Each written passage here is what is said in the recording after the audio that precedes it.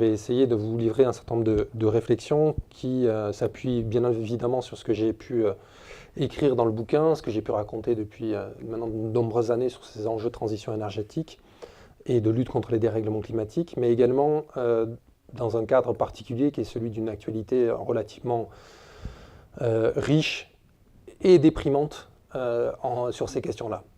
Déprimante parce que, de fait, le constat auquel on est confronté est le suivant.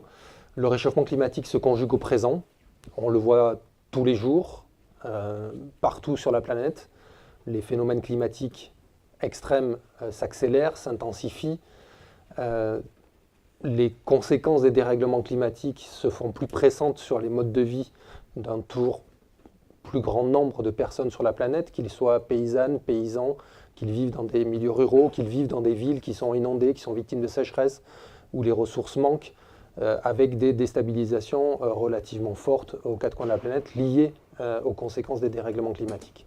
Et ceci alors que le réchauffement climatique aujourd'hui se limite à 1,1 degré par rapport à l'ère pré-industrielle et que l'accroissement des émissions de gaz à effet de serre n'a pas été stoppé, puisque cela fait 25 ans qu'il y a des négociations sur le réchauffement climatique et que les émissions de gaz à effet de serre en général, et y compris de CO2 liées à la combustion des énergies fossiles, continuent de s'accroître malgré un léger tassement sur les années précédentes. Les données de 2016 et 2017 sont extrêmement mauvaises. Donc le réchauffement climatique se conjugue au présent, mais les politiques climatiques, finalement, se conjuguent toujours au futur. Vous le savez que l'accord de Paris est entré en vigueur suite à la COP 21. Il a été ratifié par un nombre suffisant de pays pour entrer en vigueur, mais il n'est effectif que pour la période post-2020, que pour la période qui nous conduit de 2020 à 2030 et après. Dans le cadre, au niveau international, nous sommes toujours dans le cadre du protocole de Kyoto qui finalement s'étend jusqu'en 2020. Et dans ce cadre-là, les États s'étaient engagés, notamment les États industriels du Nord, du fait d'une responsabilité plus importante en termes d'émissions de gaz à effet de serre, s'étaient engagés à revoir leur politique climatique pour les rendre plus ambitieuses. De fait, il n'y a aucun État industrialisé, historiquement les plus émetteurs de gaz à effet de serre, qui a annoncé, lors de la COP 23 qui vient de s'achever à Bonn, une augmentation de son ambition en matière de lutte contre les dérèglements climatiques. Et ce que nous avons sur la table, et ce que nous discutons, et ce qui a été discuté lors de la COP 21, c'est finalement un accord cadre qui va prendre effet en 2020, et sur la base duquel les États ont fait des engagements, des contributions en matière de lutte contre les dérèglements climatiques, qui ne sont pas à la hauteur des enjeux. Et ça, c'est le deuxième élément majeur de cette période-là, c'est que ces engagements en termes de réduction d'émissions de gaz à effet de serre, ces engagements en termes de lutte contre les dérèglements climatiques, que les États ont rendus publics en amont de la COP 21, nous conduit sur un réchauffement climatique supérieur à 3 degrés. 3 degrés et demi sans doute. Ce qui est bien mieux que les 5 ou 6 degrés de réchauffement climatique d'ici à la fin du siècle si rien n'était fait. Mais ce qui est totalement insuffisant par rapport à l'objectif qu'ils se sont eux-mêmes donné dans le cadre de la COP 21 et de l'accord de Paris, via son article 2, qui est de contenir le réchauffement climatique bien en deçà des 2 degrés. Globalement, les États se sont engagés à rester en deçà des 2 degrés, mais ils ont mis sur la table des engagements qui les conduisent à plus 3 degrés ou 3 degrés et demi. Et ce décalage entre le réel et le souhaitable, ce décalage entre ce que nous avons réellement sur la table et ce qu'il serait souhaitable de faire, ça aurait dû être le cœur de la négociation lors de la COP 21. Ça ne l'a pas été. On n'a pas discuté pendant la COP 21 de comment faire pour se répartir cet objectif, cette ambition supplémentaire, cette réduction d'émissions de gaz à effet de serre supplémentaire. Comment faire pour se la répartir entre les États? Ça n'a pas eu lieu lors de la COP 21, ça n'a pas eu lieu depuis, et ça n'a pas eu lieu depuis à la COP 23 de cette année. Et ça, c'est le deuxième aspect majeur, c'est que cet écart entre le réel et le souhaitable n'est pas prêt d'être résorbé. Parce que même quand vous prenez les objectifs qu'ils se sont fixés, donc qui vont de 2020 à 2025 pour certains pays, de 2020 à 2030 pour d'autres, finalement, quand on fait l'addition de tout cela, globalement, on est sur une tendance de plafonnement des émissions de gaz à effet de serre, mais où on pourrait quand même battre un record d'émissions de gaz à effet de serre chaque année d'ici à 2030. Je répète, les États se sont de fait engagés à Paris, en parallèle de l'accord de Paris, à battre un record d'émissions de gaz à effet de serre chaque année jusqu'à 2030, collectivement au niveau de la planète. Ça a été assez peu souligné, en tout cas insuffisamment de notre point de vue, mais c'est bien ce décalage-là qui marque aujourd'hui la situation dans laquelle nous sommes. Décalage entre un réchauffement climatique attendu de plus de 3 degrés, 3 degrés et demi, alors qu'il y a eu un engagement ferme pour rester en deçà des 2 degrés. Ce décalage-là, il a été, ce fossé géant abyssal, il a de nouveau été mis en exergue à travers une étude du programme des Nations Unies sur l'environnement qui a été publiée en amont de la COP23 qui vient de se dérouler à Bonn et dont vous avez peut-être entendu parler, puisque l'ensemble des médias, via cette étude-là, ont titré « Mais finalement, ne faut-il pas enterrer l'objectif des 2 degrés ?» Dans l'étude du PNUE, globalement, il n'y a aucun chiffre nouveau. Toutes ces données, on les avait depuis 2015. Et en présentant les choses ainsi, dans le débat public, on en conclut qu'il faudrait enterrer l'objectif des 2 degrés. Ben, peut-être qu'il ne faudrait pas enterrer l'objectif des 2 degrés, mais enterrer ce qu'il fait qu'on ait ce décalage entre les 2 et les 3 degrés. Et peut-être qu'il faudrait justement se répartir entre l'ensemble des pays de la planète ce gap qui existe en termes d'émissions de gaz à effet de serre qui s'accumulent dans l'atmosphère et qu'il faudrait réduire. Donc ça, c'est le deuxième élément majeur. Le premier, donc, le réchauffement climatique se conjugue au présent et les politiques climatiques se conjuguent au futur. Le deuxième, c'est le décalage abyssal qui existe entre le réel et le souhaitable. Et le troisième, finalement, le troisième caractéristique de la période dans laquelle nous sommes, c'est que le schisme, enfin, ce que des auteurs ont appelé un schisme de réalité entre d'un côté la globalisation économique et financière qui est gloutonne en termes de ressources énergétiques, en termes de ressources naturelles et qui émet et qui contribue à émettre beaucoup d'émissions de gaz à effet de serre.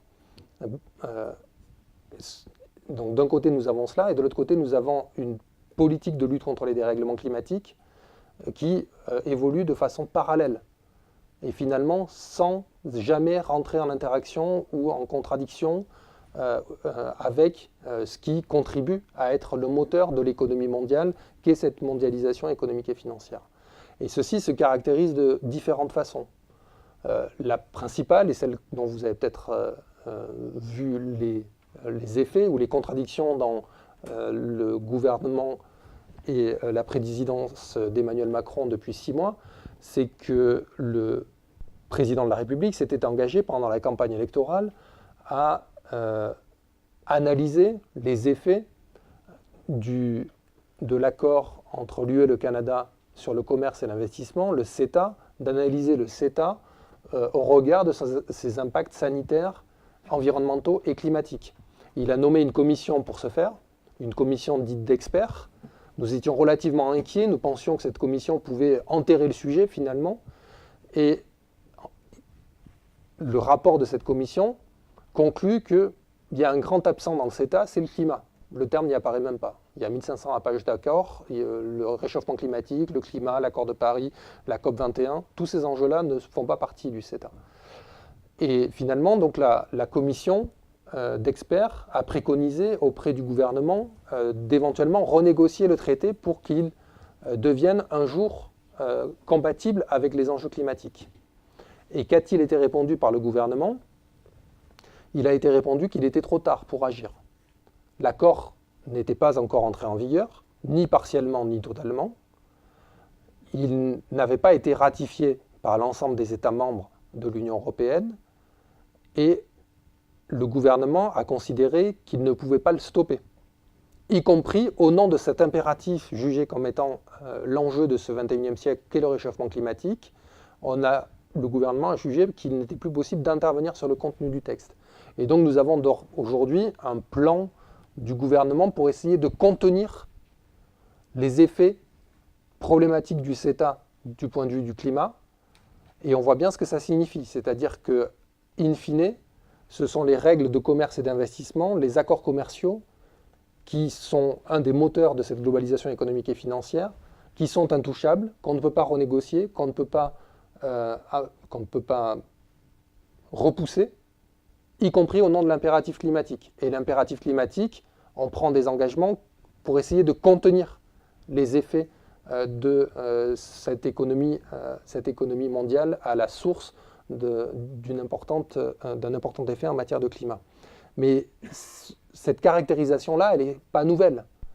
Elle s'inscrit dans une longue dynamique, et je vais vous en citer quelques-uns des éléments tangibles de cette dichotomie qui peut exister entre, d'un côté, un paradigme de globalisation économique et financière qui s'approfondit, et de l'autre, une gouvernance du climat, pour reprendre leurs termes, qui finalement n'est pas en mesure d'intervenir et de contenir les effets de cette globalisation économique et financière. La COP21 a été présentée comme étant, ou l'accord de Paris a été présenté comme le premier accord à prétention universelle, qui regrouperait l'ensemble des pays et sur lequel l'ensemble des pays s'engagerait à lutter en matière de dérèglement climatique. Ben, si on fait la somme de l'ensemble des émissions de gaz à effet de serre qui correspondent à l'ensemble de ces pays, on n'a pas 100% des émissions de gaz à effet de serre. Parce que les émissions de gaz à effet de serre liées aux armées, par exemple, ne sont pas prises en compte. C'est-à-dire que toutes les émissions de gaz à effet de serre liées à l'US Army, et qui sont très importantes en termes de consommation de ressources énergétiques et donc d'émissions de gaz à effet de serre, ne sont pas prises en compte dans les montants totaux d'émissions de gaz à effet de serre qu'on utilise pour les États-Unis. Mais c'est la même chose pour la France, même chose pour le Royaume-Uni. Ça, laissons-le de l'autre côté parce que c'est le problème le plus compliqué à résoudre et on peut considérer qu'il en est de la diplomatie, de la sécurité du monde, je ne sais quoi. Mais il y a d'autres éléments qui ne sont pas pris en compte.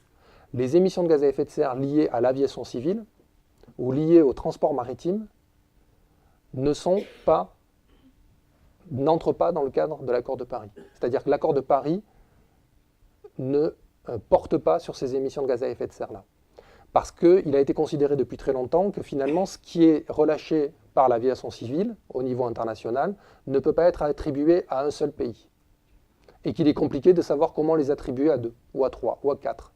C'est-à-dire que si demain vous faites un aller-retour Paris-Tokyo, à qui attribuer les émissions de gaz à effet de serre? À la France? Au Japon? Aux pays par lesquels vous transitez via leur espace aérien?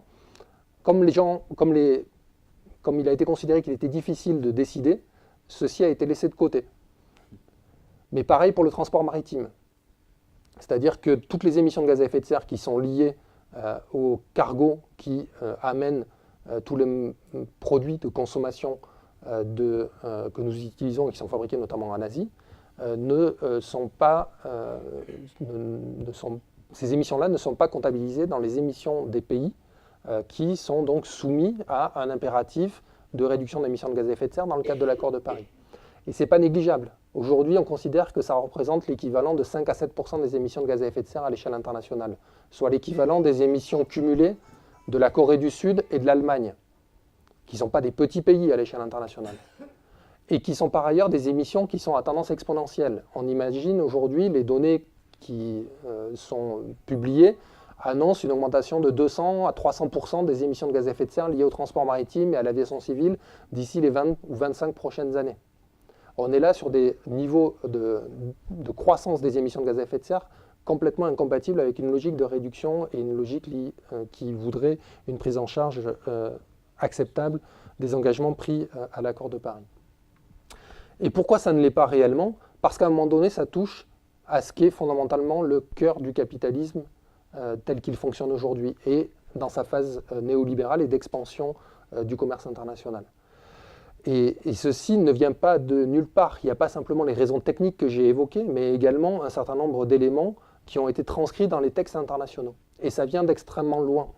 C'est-à-dire que dès le sommet de Stockholm en 1972, dès qu'il a été question d'écologie, il a été écrit dans un certain nombre de textes qu'il n'était pas possible, ou qu'il fallait faire en sorte que les politiques liées à l'environnement n'interviennent pas trop, ne questionnent pas trop les règles qui organisent le commerce mondial. Et vous avez par exemple dans le texte cadre fondateur de la Convention cadre des Nations Unies sur le réchauffement climatique, donc le cadre dans lequel se déroulent les négociations chaque année, les COP 21, 22, 23, 24, 25 pour les suivantes. Il y a un texte qui explique comment ça fonctionne, qui a été validé en 1992. Et ce texte, dans ce texte, il y a un article 3.5 qui dit « Les États peuvent prendre toutes les mesures qu'ils souhaitent en matière de lutte contre les dérèglements climatiques. Par contre, et il ne doit pas prendre des mesures qui entrent en contradiction ou qui questionnent ou qui remettent en cause les règles qui organisent l'économie mondiale, les règles du commerce international. Donc vous avez une dichotomie instituée de manière extrêmement forte dans le cadre de régulation internationale que nous avons entre une politique climatique et environnementale qui, à un moment donné, ne doit pas entrer en contradiction avec les règles du commerce international telles qu'elles ont été édictées. Et ceci donc est vrai dans le cadre de négociations sur le réchauffement climatique, mais ça l'est également dans le cadre qui organise le commerce mondial. Au sein de l'OMC, globalement, vous ne pouvez prendre aucune mesure qui viendrait suspendre les règles du commerce international au nom de l'impératif climatique. Ceci n'existe pas. Vous ne pouvez pas aller devant l'OMC en disant bah, écoutez, nous arrêtons d'importer tel produit, nous limitons l'importation du pétrole issu des sables bitumineux du Canada parce que nous considérons que du point de vue climatique, c'est inacceptable. Et nous le faisons au nom de l'impératif climatique. Ceci n'est pas reconnu comme un cadre légitime d'intervention au sein de l'OMC. Il vous sera rétorqué que ceci, finalement, crée une discrimination entre un produit fini qui est relativement similaire, du pétrole pour alimenter les bagnoles, et que du coup, il n'y a pas à discriminer le pétrole qui vient d'un pays plutôt qu'un autre. Donc finalement, vous avez là des règles économiques qui sont fondamentalement peu compatibles avec l'exigence climatique et qui, d'une certaine manière, brident la capacité de régulation et d'intervention des pouvoirs publics.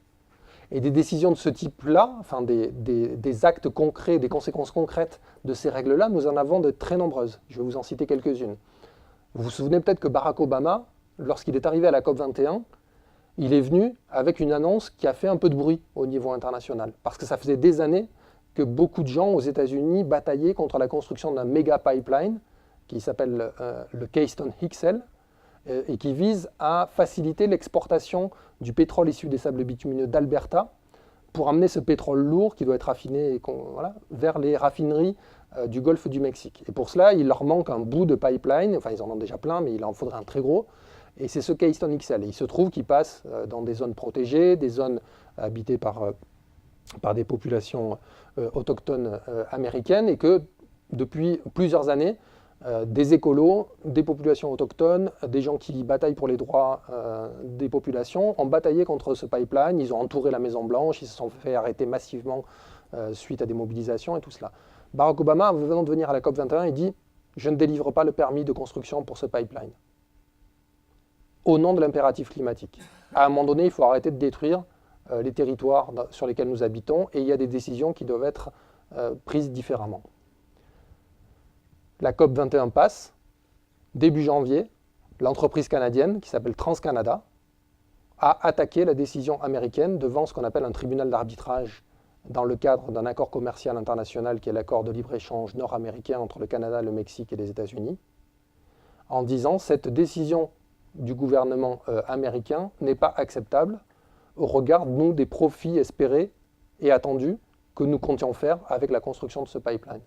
Et donc, comme vous remettez en cause les investissements que nous avions planifiés dans ce cadre-là, nous vous attaquons devant ce tribunal d'arbitrage privé et nous vous demandons des indemnités assez considérables qui se comptabilisent en milliards de dollars.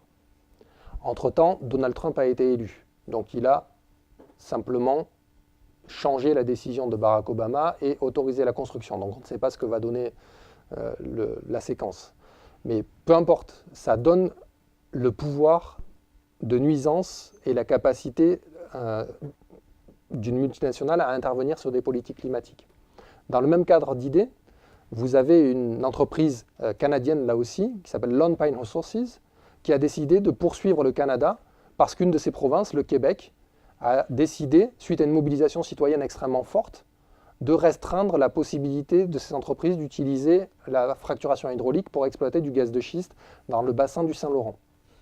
Et cette mobilisation citoyenne se faisait au nom de l'impératif écologique de protection du bassin de la vallée du Saint-Laurent, au nom de la lutte contre les dérèglements climatiques, au nom du fait qu'il faut laisser les énergies fossiles dans le sol, toutes ces raisons-là. Et Lone Pine Resources a attaqué, en utilisant une de ses filiales basée au Delaware aux États-Unis, a attaqué le Canada pas devant une justice légale et classique locale, mais donc devant ce tribunal d'arbitrage de l'ALENA, en disant que la décision du Québec était une décision capricieuse qui remettait en cause ses attentes légitimes en termes de profit futur et espéré, et que ceci n'était pas donc acceptable. Là non plus, on attend la décision. Et donc du coup, on n'a pas le mot final. Par contre, sur un autre cas, et qui vient encore du continent nord-américain, on a la décision finale. C'est là la province de l'Ontario, qui, pour plein de raisons, et pas uniquement de lutte contre les dérèglements climatiques, avait décidé d'organiser une sortie progressive du charbon, et donc de fermeture de ses centrales à charbon et de ses mines de charbon. Comme il y a des centrales à charbon, il y avait des travailleurs, des gens qui bossaient dans la province, liés donc à la combustion des énergies fossiles. Et pour ne pas se mettre à dos l'ensemble de la population, ils ont décidé de mettre en place un soutien au développement des énergies renouvelables, en disant « Nous allons instaurer un tarif de rachat préférentiel de l'électricité, donc un tarif plus élevé que le niveau de marché, pour les entreprises qui vont installer du photovoltaïque ou de l'éolien et qui utilisent une majorité, ou en tout cas à minima la moitié, de matériaux locaux et de main-d'œuvre locale. » Avec cette idée que si on perd des emplois sur le charbon, on va en créer dans le développement des énergies renouvelables, et donc cette transition énergétique n'est pas simplement la fermeture et la fin des emplois dans le charbon, mais c'est aussi la création de perspectives nouvelles pour la province. Mais quand vous faites cela, quand vous instaurez un tarif de rachat préférentiel qui est conditionné au fait que vous utilisez un maximum ou une certaine proportion de main-d'œuvre et de matériaux locaux. En fait, vous avantagez les entreprises locales plutôt que des multinationales. Parce que ces multinationales auront plus de mal à s'approvisionner en matériaux locaux et en main-d'œuvre locale. En tout cas, elles viendront avec leurs propres matériaux et avec leurs propres salariés.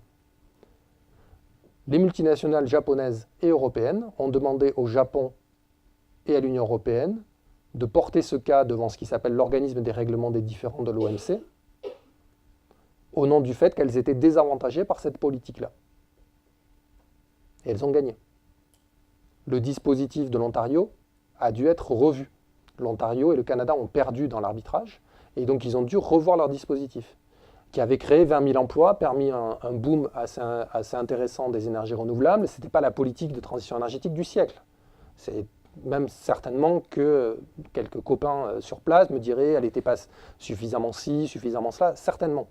La réalité, c'est que cette politique de transition énergétique menée en Ontario a été cassée par une décision de l'Organisation mondiale du commerce.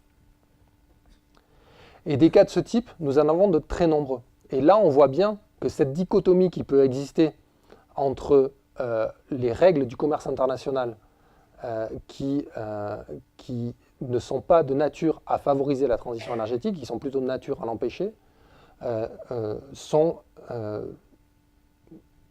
posent problème au regard du droit international en matière climatique et d'environnement. Globalement, pour le dire ainsi, nous avons d'un côté un droit dur et qui peut être sanctionné et qui entraîne des sanctions envers les États, les collectivités territoriales qui ne le respectent pas.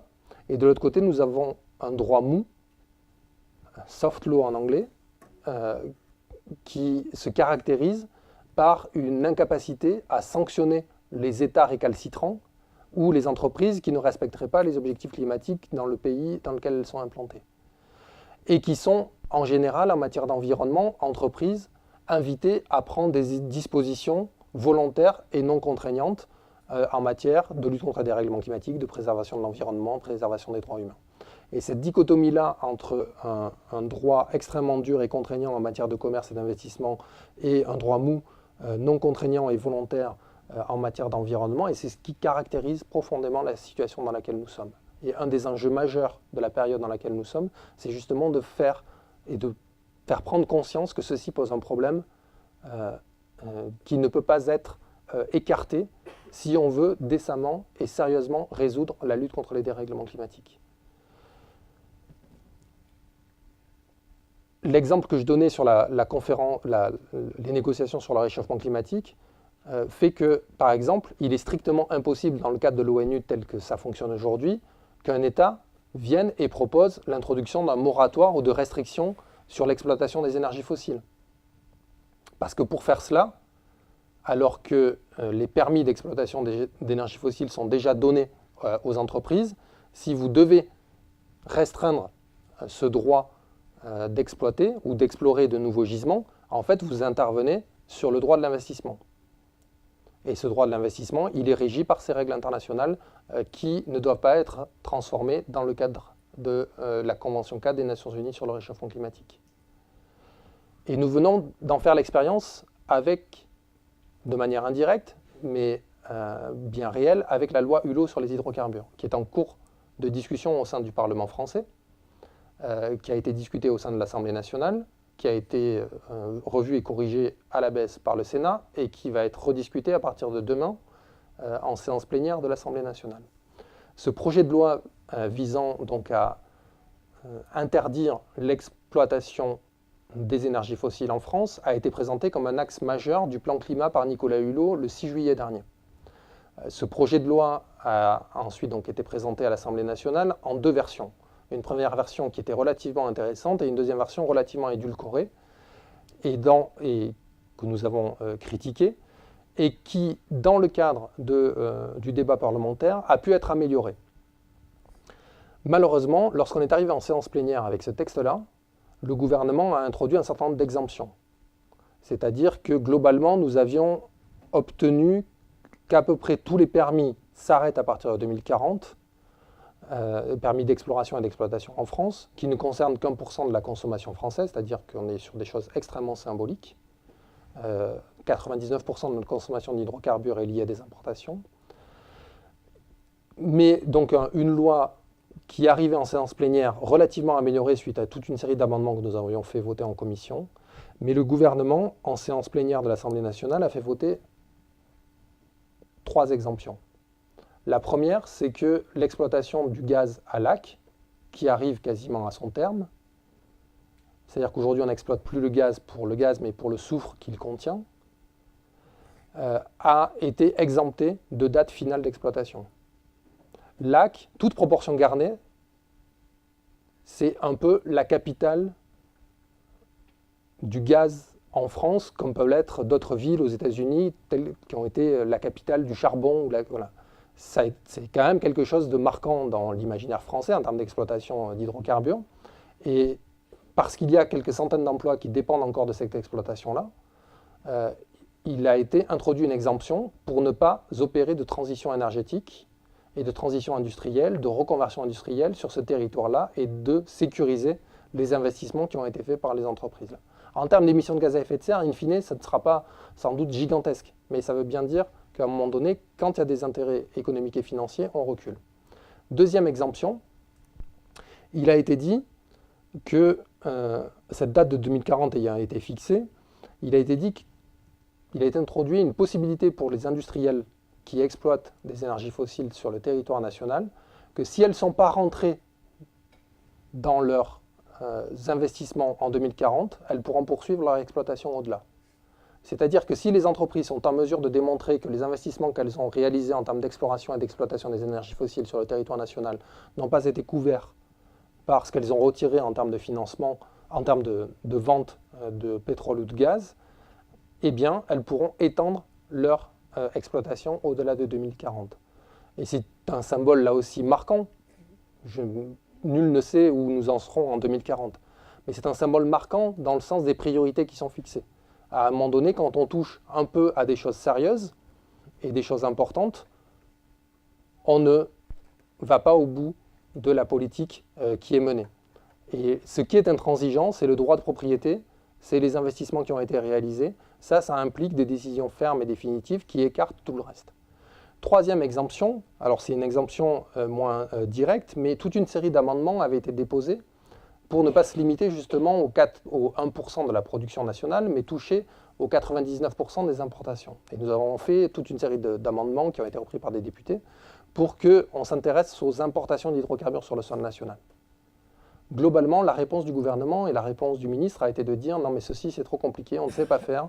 Et à ce stade, je vous demande de vous concentrer uniquement sur les 1% de la consommation française, de la consommation française qui est produite en France. » Et donc, tous les amendements qui ont été déposés pour tenter de restreindre, par exemple, l'importation du pétrole issu des sables bitumineux venant du Canada, et donc faire le lien avec ce fameux CETA, dont on disait qu'il y avait dont un des impacts majeurs est notamment de favoriser l'importation du pétrole issu des sables bitumineux canadiens, et dont Nicolas Hulot s'était prononcé comme étant extrêmement critique. Nous avions porté des amendements disant limitons-nous à ça. Et puisque cette loi a une prétention plutôt symbolique, essayons de travailler sur cette question des importations, restreignons les importations. Tout ceci a été reporté à plus tard. Le Parlement recevra un jour de la part du gouvernement un rapport qui fait un état plus clair de ce que nous importons en termes de pétrole et de gaz venant des différents continents. Et ces trois exemptions-là, ou ces trois réserves-là en Assemblée, sont venues s'ajouter à un élément majeur qui constitue le droit minier en France et qui n'a pas pu être bougé d'un iota, et qui s'appelle le droit de suite, qui fait que quand vous avez commencé à explorer pour extraire du pétrole ou du gaz, vous avez obligatoirement droit à une licence pour exploiter. Ça s'appelle le droit de suite, c'est valable dans la quasi-totalité des codes miniers existants, et qui fait que, finalement, tout ce que vous avez entendu dire sur « c'est la fin de l'exploitation des hydrocarbures en France », tout ceci est assez peu tangible, parce qu'il existe aujourd'hui encore une trentaine de permis d'exploration d'hydrocarbures liquides ou gazeux, donc de gaz ou de pétrole sur le territoire national, où des entreprises sont en train de faire des recherches.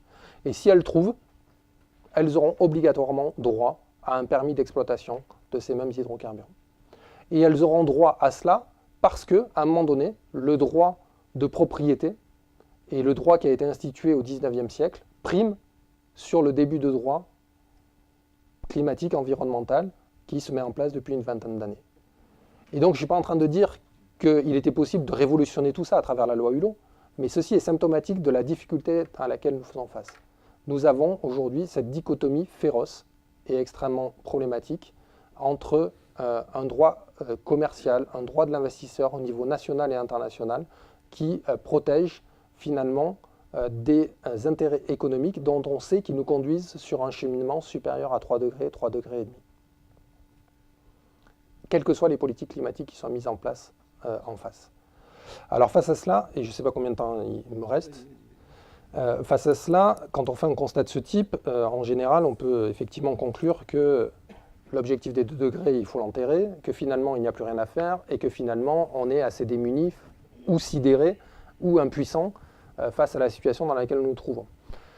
Moi, je fais toujours le pari d'essayer de pointer un certain nombre d'enjeux pour qu'on soit le plus lucide possible sur la situation à laquelle nous faisons face, et qu'en fonction de cette lucidité-là, nous soyons en mesure de déterminer quelles sont les actions que nous devons mettre en œuvre. Parce que si nous ne faisons pas un constat avisé sur la situation face à laquelle nous faisons face, il est toujours difficile de déterminer avec précision ce qui est de nature à pouvoir faire face à la crise qui est la crise climatique. Et notamment parce qu'un certain nombre d'économistes ou un certain nombre d'acteurs qui prétendent lutter contre le réchauffement climatique nous expliquent que finalement la crise climatique c'est pas si important, il suffirait de mettre un prix à la tonne de carbone et que tout ceci serait réglé de manière quasi automatique par simplement des arbitrages économiques des consommateurs, des investisseurs, des États qui feraient privilégier les énergies renouvelables, les systèmes plus efficients en matière énergétique et les réductions d'énergie que de poursuivre ainsi. Et puis, il y a un certain nombre d'acteurs qui interviennent en disant mais finalement, ce qu'il faut prendre en compte, ce qu'il faut développer, c'est des changements individuels, des alternatives citoyennes, c'est faire en sorte que nous nous changeons nous-mêmes pour opérer une transition qui soit à la hauteur des enjeux. Et ce que je veux exprimer ici, c'est de dire que ces deux options, qui font partie nécessairement des politiques à mettre en œuvre en matière de lutte contre les dérèglements climatiques, sont à des années-lumière de ce qu'il faudrait faire si on ne prend pas en compte la globalité des transformations qu'implique une lutte contre les dérèglements climatiques qui soit à la hauteur des enjeux. Et donc du coup, ce que je veux dire là, c'est ne sortez pas de cette conférence en disant il a considéré que la fiscalité écologique ne fait pas partie des mesures à mettre en œuvre. La fiscalité écologique, clairement, à un moment donné, doit être utilisée. Ne concluez pas de cela que les alternatives citoyennes ou les changements de comportements individuels ne font pas partie du panel de solutions que nous avons à mettre en œuvre en matière de lutte contre les dérèglements climatiques. Clairement, nous avons besoin de transformer nos propres comportements, nous avons besoin d'inventer autre chose, nous avons besoin de moins consommer, de moins émettre de gaz à effet de serre et d'avoir des comportements en matière de consommation d'énergie bien plus acceptables du point de vue de la lutte contre les dérèglements climatiques. Mais à cela doivent s'ajouter un certain nombre d'engagements, de mesures et de décisions qui ne s'y limitent pas. Et nous ne partons pas de rien. Nous ne partons pas de rien parce qu'il y a toute une série aujourd'hui de gens qui se mobilisent, d'initiatives de mobilisation qui peuvent laisser penser qu'un jour nous arriverons à être à la hauteur des enjeux. Ce jour doit être le plus rapide possible. C'est-à-dire que c'est là le défi principal auquel nous faisons face, c'est ce que je disais au début, le réchauffement climatique se conjuguant au présent, tout temps perdu dans la période dans laquelle nous sommes est un temps qui ne se rattrape pas en matière de lutte contre les dérèglements climatiques. En matière de droits humains, de droits économiques et sociaux, de justice sociale, vous pouvez considérer que ce qu'on n'a pas gagné cette année, on va le gagner l'année prochaine. Et effectivement, cette année va être compliquée, mais si nous le gagnons l'année prochaine, finalement, ce sera un pas en avant. En matière de lutte contre les dérèglements climatiques, tout gaz à effet de serre relâché dans l'atmosphère fait que, globalement, on ne saura pas le retirer de l'atmosphère. Et donc, ce qui compte, c'est l'accumulation de ces émissions de gaz à effet de serre dans l'atmosphère, plutôt que les émissions de gaz à effet de serre à un moment donné, à un temps donné. Et donc, du coup, un jour, le plus rapidement possible, il faudra que nous soyons en mesure, effectivement, de faire basculer le monde dans lequel nous vivons vers un monde qui soit de nature à respecter les objectifs de lutte contre les dérèglements climatiques. Donc les outils face à cela que nous avons, ils sont d'abord d'essayer de bloquer les projets les plus inacceptables. Et là, nous n'avons pas tout à inventer. C'est-à-dire que les mobilisations qui existent contre ce que nous avons appelé les grands projets inutiles, contre l'extraction des énergies fossiles, contre la construction de nouvelles infrastructures liées aux énergies fossiles, ces initiatives-là sont présentes, elles existent et rencontrent un certain nombre de victoires aux quatre coins de la planète. C'est largement insuffisant, mais c'est bien réel, c'est sur le terrain. Et la plupart du temps, ces mobilisations ne se font pas simplement sous un registre de « je n'en veux pas dans mon terrain, mais je le laisserai bien faire ailleurs ». En général, ce sont des batailles qui construisent un discours sur le ni ici ni ailleurs, et au nom de l'impératif climatique, au nom de la transition énergétique, au nom des droits des populations, il y a des batailles contre ces projets-là. Le deuxième type d'initiative que vous connaissez comme moi, ce sont l'ensemble des initiatives citoyennes que nous développons, dans lesquelles nous sommes impliqués, plus ou moins, sur notre territoire, dans nos vies, dans notre travail, dans notre façon d'habiter, dans notre façon de consommer, et qui permettent de rendre compte d'une mobilisation pour essayer d'inventer un monde différent de celui dans lequel nous vivons, et qui préfigure d'une certaine manière le monde de demain.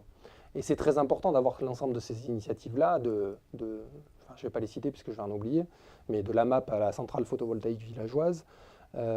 C'est très important de les avoir parce que ça en plus de préfigurer le monde de demain, ça nous permet de vivre et de supporter le monde d'aujourd'hui, parce que pour nous, certains d'entre nous, c'est une façon quand même de vivre mieux, et donc de faire en sorte que nous ne soyons pas simplement passifs dans le monde dans lequel nous vivons. Mais c'est également important parce que la transition énergétique, la transition écologique ne se fera pas d'un coup de baguette magique et elle ne s'opérera pas entre un grand soir et un petit matin, ou entre un petit matin et un grand soir. Elle nécessite de la progressivité, de la planification, de l'organisation, et une transition, ce passage d'un point A à un point B, se fait effectivement de manière progressive. Et tout ce que nous aurons construit nous permettra d'être plus réactifs et plus en mesure de faire face aux déséquilibres qui ne cessent de s'aggraver. Que ces déséquilibres-là soient liés aux impacts des règlements climatiques, ou qu'ils soient liés au fait qu'il y ait également, dans la même période, une raréfaction des ressources naturelles ou des déséquilibres économiques et financiers qui pourraient survenir. Et c'est également important parce que dans l'histoire, nous avons déjà eu une expérience de ce type-là. Nous avons eu déjà pendant un siècle, dans une période de temps donnée, une profusion d'expériences alternatives visant à prendre en compte des problématiques nouvelles, qui étaient celles du chômage, qui étaient celles de la maladie, qui étaient celles de la vieillesse, qui étaient celles de l'accident du travail, qui étaient celles d'aider les plus démunis. Et c'est l'ensemble de ces expériences qui ont été développées entre le milieu de la fin de n'importe nawak, entre le milieu du 19e siècle et le milieu du 20e siècle, qui ont donné naissance à la sécurité sociale. La sécurité sociale, ce n'est pas simplement à un moment donné un ministre communiste qui a vu la lumière et qui s'est dit au lendemain de la Seconde Guerre mondiale, je vais construire la sécurité sociale pour reconstruire un sentiment d'appartenance collectif et d'adhésion collective à un projet de société d'amélioration de la situation du plus grand nombre. Non, la sécurité sociale, telle qu'elle a été constituée, est le fruit d'un siècle de lutte syndicale, de lutte politique et d'expérimentation à tout va. Dans les bourses du travail, dans les entreprises, avec parfois des patrons sociaux, parfois contre eux. Et c'est l'ensemble de ces initiatives-là qui, à un moment donné, ont fait qu'il n'y avait pas finalement d'autre alternative que de mettre en place une sécurité sociale pour tourner la page de la Seconde Guerre mondiale et de la période précédente. Bien entendu, le rapprochement a ses limites, notamment parce que nous n'avons pas un siècle devant nous en matière de lutte contre les dérèglements climatiques. Elle a ses limites parce que l'ampleur est bien plus profonde et parce que si vous adhérez à ce que j'ai pu expliquer, il ne s'agit pas simplement de construire une sécurité sociale qui contienne et qui limite les effets du monde économique et du capitalisme tel qu'il existe, mais à un moment donné, il va falloir également le travailler et le réformer de manière beaucoup plus ambitieuse. Mais tout du moins, ça nous donne une perspective et ça nous donne l'idée que dans l'histoire, alors que nous pouvions nous sentir démunis face à l'ampleur de la tâche, il y a des choses très importantes qui ont pu être faites. Et tout l'enjeu de cette période-là, c'est de faire cela. Et tout cela, je le raconte également parce que la bataille pour la sécurité sociale, c'est une bataille contre les patrons les plus voyous, contre les politiques antisociales qui ont pu être menées par des gouvernements, pour des alternatives et pour améliorer la situation du quotidien dans les bourses du travail ou dans certaines entreprises ou de syndicats ou de proto-syndicats. Et donc tout ça, c'est conjoint des batailles de résistance, des batailles d'alternatives avec des batailles politiques et syndicales. Et tout l'enjeu de la transition énergétique ou des enjeux auxquels nous sommes confrontés aujourd'hui, c'est de faire en sorte que tout ceci se nourrissent l'un l'autre et ne s'opposent pas. Et que nous ne soyons pas en train de dire, mais finalement, toi, quand tu es dans ton AMAP et que tu veux simplement avoir un panier de fruits et légumes de bonne qualité, finalement, tu ne cherches pas à changer le monde dans lequel nous vivons. Sans doute, mais peut-être que via cet engagement dans une AMAP, demain, il se battra contre le CETA, ou il se battra contre la construction d'un aéroport ou la construction d'une infrastructure qui gagne sur les terres arables et agricoles dont on a besoin. Et donc, du coup, plutôt que de construire des frontières, construire des barrières infranchissables entre ces différentes formes d'engagement, et qui est un discours qui existe encore beaucoup dans notre, y compris dans la situation au rapport de force dégradé dans lequel nous vivons. C'est un discours qui existe beaucoup dans une gauche relativement classique, où régulièrement, quand moi je fais des interventions ou que j'explique que les alternatives citoyennes sont un bon pas pour faire en sorte qu'il y ait plus de personnes qui s'engagent dans ces batailles-là, on m'explique que d'abord il faut batailler contre le capitalisme. Et de la même manière, quand j'explique qu'il faut batailler contre les accords de libre-échange ou qu'il faut batailler contre la financiarisation de la nature, bien souvent il va m'être rétorqué que ces grandes batailles, ces grands enjeux, ils sont tellement déconnectés de la réalité du quotidien dans laquelle nous vivons que finalement on ne fera adhérer personne et que l'enjeu c'est d'abord de se transformer nous-mêmes. Cette dichotomie-là, sincèrement, il faut définitivement l'enterrer et de construire des passerelles et des liens entre ces différentes pratiques pour faire en sorte que nous soyons plus forts et demain en mesure de changer la donne. Et ceci doit se faire donc en construisant des passerelles et des liens et des initiatives telles que Alternatiba. Si nous sommes en mesure de connecter la mise en valeur des expériences alternatives avec les batailles contre le CETA, des batailles plus générales contre la financiarisation du secteur de l'énergie ou des enjeux de ce type-là sont de nature à nous faire avancer. Mais de la même manière, la bataille qui n'est pas finie contre cet accord de libre-échange entre l'UE et le Canada, puisque nous pouvons encore obtenir que le Parlement français vote contre cet accord-là. Si nous partons dans cette bataille en nous disant que le Parlement ne votera jamais contre cet accord, eh bien, nous sommes certains de perdre cette bataille-là. Par contre, si nous partons dans cette bataille en nous disant que nous pouvons encore gagner et ébranler un certain nombre de certitudes, alors peut-être que nous y arriverons. Et si nous gagnons contre le CETA, si nous montrons clairement dans le débat public qu'il y a un vrai problème entre les grands discours sur Make the Planet Great Again et que 2 mois après, on valide un accord commercial qui n'est pas climato-compatible, si de cela nous arrivons à en faire un sujet de débat public fondateur et au cœur des mois à venir, nous aurons fait un grand pas dans la bataille contre la lutte contre les dérèglements climatiques. Parce que nous aurons montré qu'il ne suffit pas simplement d'amender le modèle dans lequel nous vivons, mais qu'à un moment donné, il faut le transformer de manière extrêmement forte. De la même manière, sur la question de la transition énergétique, il est extrêmement porteur, opportun de s'impliquer dans des centrales photovoltaïques villageoises, par exemple, dans des outils qui nous permettent localement d'essayer de montrer à voir ce qui peut être fait en matière de transition énergétique. Mais à un moment donné, si on ne bataille pas contre ce gouvernement qui vient de reporter, on ne sait à quand, un objectif de dénucléarisation du système énergétique français qui permettrait de développer les énergies renouvelables de façon conséquente dans le pays, eh bien nous ne faisons qu'une partie du chemin. Et donc du coup, c'est ces liens-là, ces transitions-là qu'il nous faut reconstruire et qu'il nous faut être certain de porter de manière forte dans le débat public.